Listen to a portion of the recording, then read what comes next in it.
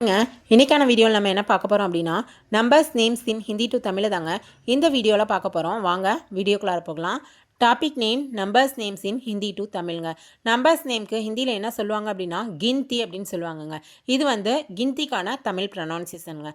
பாருங்கள், first one ஏக்னா 1, next Dona 2, தீன் 3, sir 4, 5 5, 6 இங்கே number 7க்கான Hindi வேர்டை நான் எழுதியிருக்கேங்க. அதனுடைய ப்ரொனவுன்சியேஷன் என்ன அப்படின்னு உங்களுக்கு தெரிஞ்சுன்னா என்னுடைய கமெண்ட் செக்ஷனில் மறக்காமல் போய் கமெண்ட் பண்ணுங்கங்க.